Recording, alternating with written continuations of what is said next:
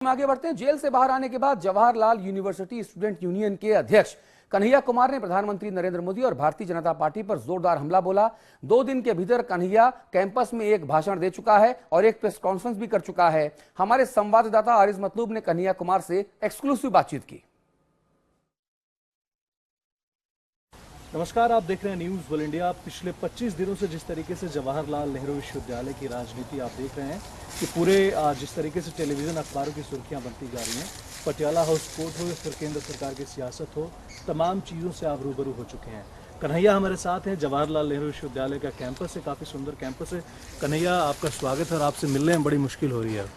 जी, बहुत बहुत शुक्रिया आपका। आपके चैनल के माध्यम से मैं पूरे देश के, पूरी दुनिया के लोगों को धन्यवाद कहना चाहता हूं कि वो लोग तानाशाही के खिलाफ लोकतंत्र के पक्ष में खड़े हुए हैं, जेएनयू के पक्ष में खड़े हुए हैं, हम स्टूडेंट के पक्ष में खड़े हुए हैं। उन तमाम लोगों का बहुत बहुत शुक्रिया।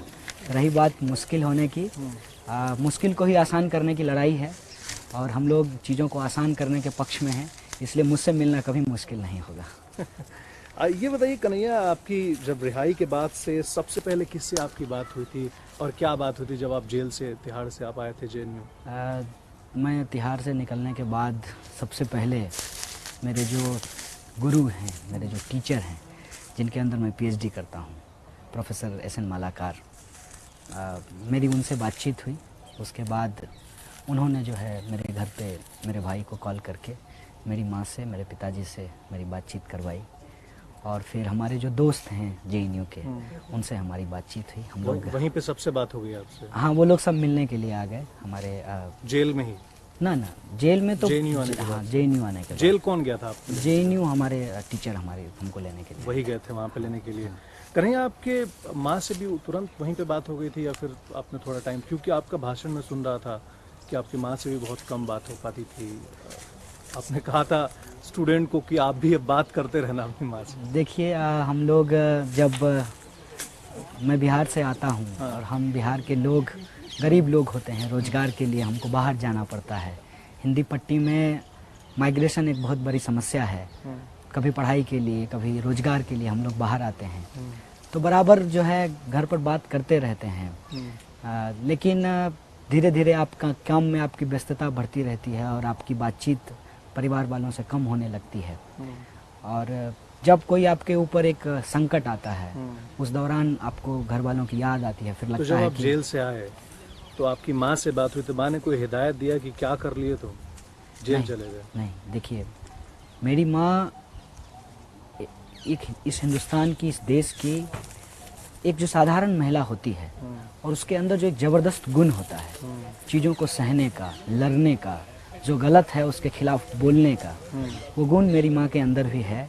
उसने कहा कि तुमने कुछ गलत नहीं किया है, तुम्हारे साथ गलत नहीं हो भरोसा था और हम तुम्हारे साथ हैं। इस तरह से ढांढस बंधाया। और नाम आपका कन्हैया है? कोई रिग्रेट नहीं था मेरी माँ। अच्छा, नहीं था, खुश थी? हाँ, खुश थी। नाम आपका कन्हैया, भगवान में आस्था है आपका? देखिए, नाम मेरा कन्हैया है। मैं एक हिंदू परिवार में पैदा हुआ, लेकिन मुझे लगता है कि इंसान की सबसे बड़ी खासियत ये होती है कि वो अपने जीवन काल से लेकर मरण काल तक चीज़ों से लिबरेट होता चला जाता है। मेरा नाम कन्हैया ज़रूर है, लेकिन मैं उस कन्हैया की तरह नहीं हूँ जिस कन्हैया के नाम पे मेरा नाम कन्हैया रखा गया है। अच्छा कन्हैया, आप बताइए कि एक सबसे अहम सवाल ये है कि आपकी नज़र में, कन्हैया की नज़र में देशद्रोह की परिभाषा क्या है?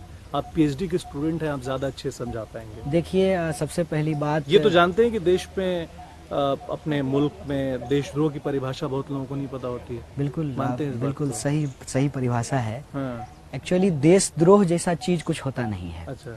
हमारे कानून में, इंडियन पेनल कोड में जो लॉ है सेडिशन का 124, सेडिशन का जो हिंदी है वो देशद्रोह नहीं होता है, वो राज्यद्रोह होता है।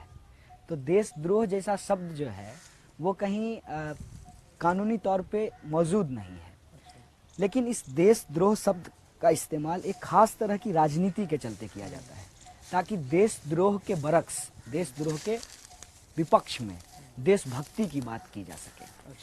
अगर आप राजद्रोह बोलेंगे तो उसके विपक्ष में आपको राजभक्ति बोलनी पड़ेगी, जो सुनने में अच्छा नहीं लगता है। यही मैं आपको बताना चाहता हूँ कि देशभक्ति और देशद्रोह इन शब्दों का आज के समय में अगर 21वीं सदी में इस्तेमाल किया जा रहा है, इस मॉडर्न टाइम में, उसके पीछे की एक राजनीति है। राजनीति क्या है?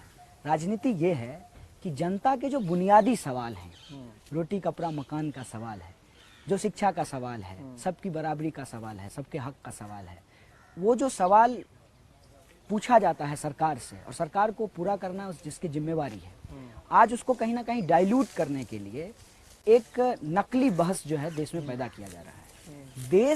देश के लोगों से बनता है। हमारे संविधान की प्रस्तावना का जो पहला शब्द है, हम भारत के लोग, तो लोग से देश बनता है। देश अपने आप में कोई कोरी कल्पना नहीं है और देश के अंदर जो रहने वाले लोग हैं, उनसे ही जब देश बनता है तो उनके अंदर अपनी भूमि को लेकर, अपनी संस्कृति को लेकर, अपनी पहचान को लेकर जो एक भावनात्मक, सांस्कृतिक, राजनीतिक संबंध होता है, उन संबंधों के आधार पे ही हम देश प्रेम की बात करते हैं, देश प्रेम की बात। कन्हैया की नज़र में देशभक्त कौन है? मेरी नज़र में हर एक वो इंसान जो देश की प्रगति में अपनी भूमिका निभा रहा है, चाहे वो किसान जो अनाज पैदा कर रहा है पूरे देश के लोगों के लिए, वो मजदूर जो उत्पादन कर रहा है सबकी तमाम ज़रूरतों को पूरा करने के लिए, वो व्यापारी जो सब लोगों को सामान मुहैया करा रहा है, वो नौजवान जो सीमा पर जो संघर्ष है उसको रोक रहा है, लड़ाइयों को रोक रहा है। तो ये सारे जो लोग हैं, ये सब लोग देशभक्त हैं। आप भी देशभक्त हैं। जब आप मीडिया में काम करते हैं, आप भी देशभक्त हैं। आप भी जब अपना काम पूरी ईमानदारी से करते हैं, आप भी देशभक्त की श्रेणी में आते हैं। विद्यार्थी जब अपनी पढ़ाई को ठीक से करता है, वह भी देशभक्ति की श्रेणी में आता है। और एक राजनीतिज्ञ अगर अपने राजनीतिक सिद्धांतों को जीवन में सही ढंग से उतारता है, यह भी देशभक्ति है। अच्छा, आपको कहाँ अविश्वास नजर आता है देश में देखने के बाद से? देश में मुझे कोई अविश्वास नहीं है। इस देश के साथ जो मेरा संबंध है, इसके साथ जो मेरा प्रेम और लगाव है, उसमें कोई अविश्वास नहीं है। मेरा अविश्वास इस देश की सरकार से है। वो सरकार जो जन विरोधी नीतियों को अपनाती है, हम विद्यार्थियों का जो फेलोशिप बंद करती है, जो रोहित वेमुला जैसे हमारे साथी को आत्महत्या के लिए मजबूर करती है, उन सरकारी नीतियों में हमारा अविश्वास होता है जो गरीब को गरीब बनाए रखना चाहता है। अच्छा, जिसके चलते किसान आत्महत्या पूरी करते हैं। व्यवस्था को लेकर के आपके अंदर भारी अविश्वास दिखता है, इसके लिए आपको जिम्मेदार कौन नजर आता है? मुझे व्यवस्था में अविश्वास नहीं है। इस व्यवस्था के अंदर जो लूटने वाले लोग हैं, उससे अविश्वास है, क्योंकि हम लूटने वाले लोग हैं। ये आमने सामने की लड़ाई है, लूटने वाले के खिलाफ लूटने वालों की लड़ाई। हम लूटने वाले लोग हैं, हमको लूटा जा रहा है। एक इम्पोर्टेंट सवाल ये है कि आप आने वाले चुनाव में कैंपेनिंग करेंगे आप अपनी पार्टी के लिए, जो आपके? देखिए, मैं ऑल इंडिया स्टूडेंट फेडरेशन का मेंबर हूँ, जो विद्यार्थियों का संगठन है। विद्यार्थी चुनाव नहीं लड़ते हैं, इसीलिए मैं अपने आप को विद्यार्थी संगठन के तौर पे ही देख रहा हूँ। और चुनाव प्रचार करना, वहाँ तक मैं अपने आप को ले जाने के चुनाव लड़ने के बारे में सोच रहे हैं बेगूसराय बिहार से? नहीं, मैं पीएचडी का स्टूडेंट हूँ। मुझे अभी पीएचडी कंप्लीट करना है। विद्यार्थी होने का प्राथमिक दायित्व जो है पढ़ाई, उसको करना।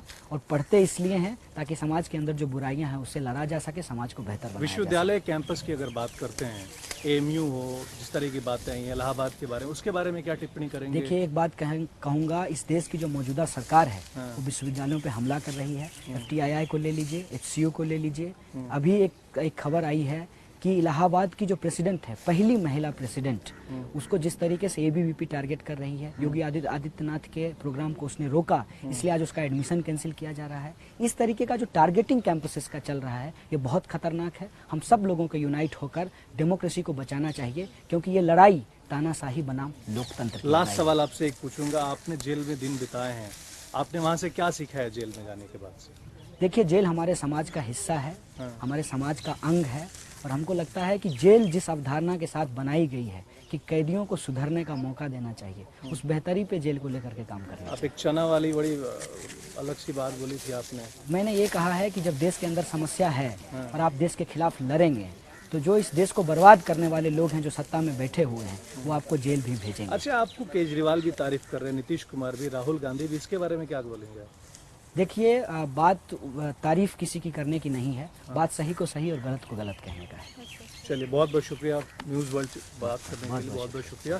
कन्हैया कुमार, इनसे हम बातचीत कर रहे थे। जवाहरलाल नेहरू विश्वविद्यालय में जिस तरीके की बात और राजनीति आ रही है वो आप देख रहे थे, लेकिन कन्हैया कुमार अब इंटरिम बेल पे आए हुए हैं। अब देखना होगा आगे क्या बातचीत होती है।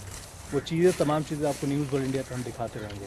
कैमरा पर्सन यशपाल के साथ में आरिज मतलूब, न्यूज़ वर्ल्ड इंडिया के लिए दिल्ली से।